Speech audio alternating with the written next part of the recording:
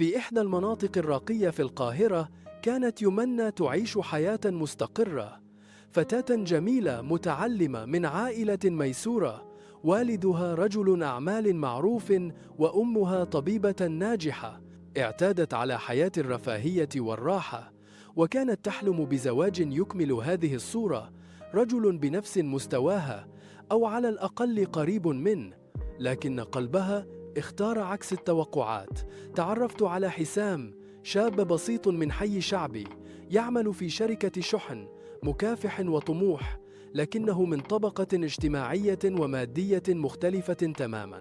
كانت تقابله بالصدفة كل يوم في الأتوبيس، وبمرور الوقت بدأت تنجذب له رغم فرق المستوى، وتعلقت به لشخصه وروحه واهتمامه الصادق بها.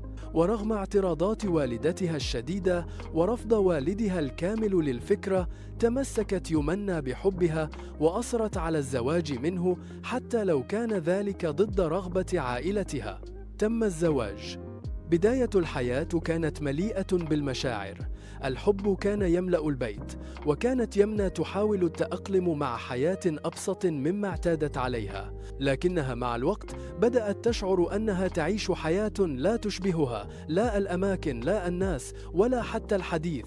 كان حسام يحاول بكل جهده يعوضها، لكن ضغوط الحياة كانت أقوى. مرت شهور، وبدأت المشاكل تطفو. أولها الكرامة والغيرة الطبقية. كان أصدقاء يمنى يزورونها، يتكلمون بطريقتهم، يضحكون على أشياء لا يفهمها حسام، ويتهامسون عن الفرق الكبير. بدأت نظرة حسام لنفسه تتغير. أصبح يشعر أنه غير كاف، حتى لو كانت يمنى لا تلمحه بذلك.